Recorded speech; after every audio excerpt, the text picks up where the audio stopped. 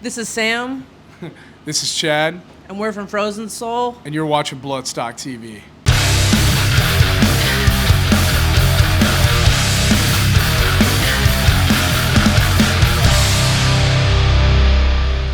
Okay, you are joining us once again on Bloodstock TV, and I am delighted to be sitting here next to Chad and Sam from Frozen Soul. How are you guys? Very good. Doing great. Now, you actually just played this afternoon, and to say that it was not, I say that it was a resounding success is an understatement. It was fucking, the place was shaking, man, and that crowd was literally eating out of your fucking hands. It was absolutely awesome. Were you taken aback by that? Oh man, I was literally blown away. I was honestly just like so anxious just watching the band before us because I'm like, holy crap, there's so many people out there. And then when we played, the first note, the whole tent was just like completely packed, and everybody was just going off. It was so sick. Those were some of the biggest circle pits like I've ever seen in person, and wow. we have definitely never had a circle pit as insane as we just had. So it was crazy. So Bloodstock repped very well today for you guys. So am I right in saying this is this is the first time that you've come out into Europe, is it? Or have you been? This is actually our second time. Oh, your second. When was the Yeah. first time? We came months ago with Dying Fetus. Oh, So, right. Okay. yeah, we So- played like London and Manchester and Scotland and stuff like that. Okay. And it was awesome. It was great. But we opened that tour, and so this is our first like kind of solo run out here. Yeah. Circuit. Yeah. This is our first festival circuit run, also. So. Yeah. And obviously the new album, Glacial Domination, that has been getting some amazing reviews, and rightfully so, from the metal community around the world. Was there any fear, like I suppose anyone that's bringing out a new album, that the public would not warm to it like they did with Crypt Device? Because you know when you bring out something and it's like, fuck, that's so good, and it's like, how can we do it again? Did that cross your minds, or did you just say, fuck it, we're just gonna... I mean, yeah, it did, just because of the fact that, like, we brought in, like, Matt Heafy from Trivium, so he, like, helped produce the record, and, like, there were some steps that we took that we didn't take with Crypt, so we, like, made sure to add solos and really experiment, just have fun, you know what I mean? Like, we really like epic stuff just as much as we like K-Bam riffs, so it's like, we really wanted to like experiment, have a good time, and he really like helped us like channel in that energy and feel confident in our ability to like have fun and still stay Frozen Soul. So like anytime you like take a risk like that, it's definitely something that weighs on you, and we definitely thought about it, and we're a little nervous, but honestly the response has been insane. So we're stoked. I mean, The album is absolutely amazing. Thank you very much. Your publicist is sitting here, and she gave me a copy of it, and I was just, I took my face off. Matt Heafy, like, how did that come to be that he ended up working on the album? Was there history beforehand, or was it just through, like, what was the connection? There wasn't any history, like, from the band and, like, Trivium, other than the fact that, like, Michael sort of like his intro into like heavier styles of metal and stuff were basically because of Trivium. Right. So that was like a really cool thing. But the relationship was kind of like started by our manager. Our manager works with a lot of other managers, he communicates with a lot of people, and through the grapevine he found out that like essentially Matt Heafy was a fan of Crypt Device and what we were doing, and he liked us a lot. So he got to, he called me up and was joking around like, maybe we should get Matt on a song. And I was like, yes. Yeah. And then, one thing led to another. We met and just like hit it off. Like me and Matt, it's just crazy how like you meet somebody and then you can just like start talking forever. But that's the beauty of music, and it just pulls complete strangers together, and you actually find that you have this incredible chemistry where you both can benefit from, But like it's such a good album. Through. And there, as you said earlier on, I mean, you are pushing the sound and pushing ideas a little bit further, getting a little bit more confident. There's that industrial. A lot of people have been bringing that word up I know that you have a history of you love industrial music. Are you you're a fan of it? Yeah. Yeah, I love industrial music, Nine Inch Nails and Ministry and stuff. Well, I was going to ask, you know the way Nine Inch Nails, they do those like remix, you just get completely obscure, total fucking experimental. Would you ever consider doing that, like just 5 tracks or 4 tracks and just absolutely take off? There's no, like, we're just going to go for it in any direction that we want to and see where it goes. I think it would be sick, but I think that would be incredibly sick. Death, industrial. Yeah, be tight. Caveman, insanity. Yeah. It'd be awesome, man. Okay, just, you know, this album is, just reading the back of the cover, obviously, there's some dedications of the album. Your brother, who sadly passed away. Yep. And I believe is an Arsenal of War that was dedicated to your brother Corey. Yep. But this is not only about Corey, but also just through for like Riley as well, and I believe obviously Trevor, but also there was a local person from your. Is it Wade? Well, there's Oran yeah, well. there's a young guy who was like one of the biggest, like, He was so young. I was he reading was that super story. young. Oh my god! And it was heartbreaking. Yeah.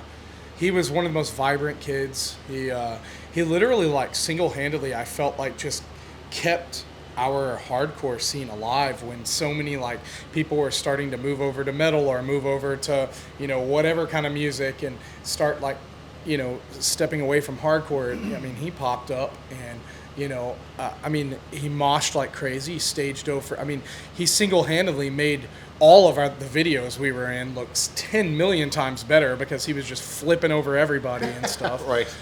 Just a good kid, man. And his whole family is so sweet. And, Yeah. you know, it's super sad that, you know, we had to lose a soul like him, you know. And Absolutely. then Wade Allison is from the band Iron Age Yes. from Austin. Yeah, and, I was reading that. In Houston area and stuff. And obviously like, Riley, Power you know, Trip, and then yeah. of course your brother, who is huge. Obviously he's your brother, but a huge part of the band's life as well. I mean, Yep. just like obviously with Corey in the focus here because he's closest to you, I guess. But like, was the making of this album, was this a really cathartic kind of experience? It's really hard to go through those emotions of grief and kind of level it up and figure out just how the fucking world works, I guess. Yeah. So to be able to channel it into something and make something that is absolutely amazing, and then, for example, just get up on that stage today and see what you've done. I mean, like, did you feel a kind of a balance somewhere with all of that? I mean, it's very heavy, man. Yeah, it's man, you know, some of like the writing process and whatnot is kind of like cloudy, you know, because I was really going through it. So was my other brother Josh, and you know, I brought him into like the writing of like the lyrics and whatnot. So he was with me a lot. Like, honestly, couldn't have done it without him. And even Sam, like Sam was like helping me write lyrics and stuff. Like, it was rough. But at the end of the day, like, I don't think I could have written anything without Corey, you know, like his the memories, the everything. He was with me the whole time. Yeah. You know, he really truly was, and he's pumped out in every single song on this record. It's fantastic. You know, I can't tell you how many lyrics I wrote just crying in my car. Wow. You know, Yeah. and you know, for hours. I'll just go out on the trail and just like walk for like 5 hours and just like process, just process it and just write. And you know, it was really rough, but you know, I think you know, he's in the record forever now, and I think that was the ultimate goal. Yeah. You know, is like really do right by, you know, my brother. Yeah. And then, you know, and then on top of that, like, you know, the whole band put their energy and every little piece of it into it. And then we've got our friends involved too. You know, we got Blake from Power Trip and Fugitive involved with the record. Chad as well. Yeah, we got Or no, sorry, John. Yeah, we got John from Dying Fetus, and we got you know, Reese from Creeping Death, and then my brother Josh does backup vocals on just about every single song on the record. All the little gang vocal parts, that's Josh behind me, and especially in Arsenal of War. Did you have, like, you obviously mentioned Reese, John, and Blake there.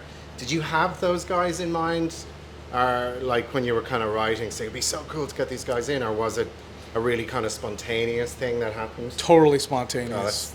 Yeah. We knew we wanted like some guest spots on the record, but it wasn't until we got up in the mix that we were like, okay, this would be sick. Like literally Arsenal of War, that song was literally probably my least favorite song that we had written. But because of all of the love that was put into it, it turned into my favorite song. And so like while like we're sitting there creating that, I was thinking of like, how can we like truly pay tribute to Corey and everything that he loved, like all the bands that he supported for 20 years, you know, like what could we do? Like Power Trip, you know, we followed Power Trip around, you know. I mean, from when they had hardly anyone paying attention to them to when they were blowing up, you know. I mean, those are our friends, you know. And so I was like, I got to call Blake, you know, and see if he wants to throw down some dive bombs or something, just last minute, you know, just improvised, like no sit there, write solos, just sit there, come into the studio with us and have fun. And it was the same with Reese. Like they just came to the studio and we just like busted it out. Now with John, it was a little different. That was, we sent him the track and, you know, whatnot. But like for Arsenal, it was very, very special. It's very just special. like what sounds like, I mean, the Wrecking Ball, Metal Madness, and it sounds like you just have a really tight, supportive scene, which is a very rare thing. I think like San Francisco is so known for that. Those guys have been friends for fucking years, Testament, Exodus, whatever. But it's amazing to see something so just, it's not about anything else but just absolute friendship. Yeah. And it's so awesome to see people just hanging out with each other and helping each other out in albums and stuff like that. That is what perpetuates everything, and it's awesome to see, man. So I could talk to you all day because sorry. Look, the album is just doing so fantastically, and again, kudos for just, it is fucking amazing. So please go out and get your hands on it, or whatever way you can, to support the band, because it means an awful lot. But what can we expect as we go into 2024? I mean, are you guys already thinking about new music, or are you kind of like, fuck that, we just want to enjoy the glow of this album, and you know, what are the plans for 24? Well, we're always like thinking about like what we can do next, I mean, like musically, but for right now, for the next like 6 months or so, we're focused on touring. We've got a full US tour. We've got our Wrecking Ball Metal Madness. It's our fest that we run in Dallas, which is just like a homie fest, you know. That's Halloween weekend, and then we have our first headlining US and Canada tour with 200 Stab Wounds, Judiciary. When is that? It's that starts November 2nd. Okay. And it's with it's us, 200 Stab Wounds, Judiciary from Lubbock, and a badass newer death metal band called Tribal Gaze. So Tribal Gaze, okay, we'll have to check those out. And then after that, we've got a bunch of stuff that's not announced yet, but we'll be back here in February. Okay. And then we got some insane stuff after that too. So we just got it all lined up.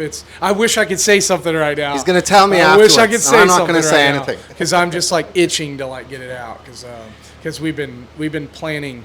Things have just been planned, you know, out for a while. Yeah. So, you know, but does it feel like, this is my last question, does it feel so good to, like, I know so many bands, they bust their asses and it's just so hard, but now the momentum is actually beginning to happen. Like the dots are joining, and you can feel things like people requesting you, and you want to do this tour and that tour, and you know, press are taking notice, and fans are, you know, does it feel kind of surreal that after all of the hard work you've done, and the previous bands that you guys were involved in, that it's like, holy shit, like we're over here, we're doing this, it's actually happening? Yeah, sometimes it's like, it's just, all the times it's just surreal. You know, it's like sometimes like like I can only speak for myself. Like I'll let Sam answer that too. You know, like she's got, you know, probably her own feelings about it. But for me, it's like sometimes I have to like remind myself, like, you're in the moment right now. Like just fucking live it and enjoy it and love it, and don't beat yourself up. And you know, I have like friends in other bands tell me that all the time. I have family members tell me that. Shit, even, you know, Sam is sitting there telling me that all the time. You know, it's like, you just gotta live in the moment, and you know, it's blowing my mind every day, you know. Same. I love your interview. It's amazing. Yeah. Well, look, guys, Frozen Soul. I can't recommend this album enough. Absolutely incredible. If you saw them today, you're a lucky bastard. If you haven't seen them yet, they are coming back next year in February. So please go and see them. Your fucking life will instantly be better. Okay. Thank you so much, Frozen Soul, Bloodstock TV, and we will talk to you hopefully again. Thanks, All right. guys. Have a good one.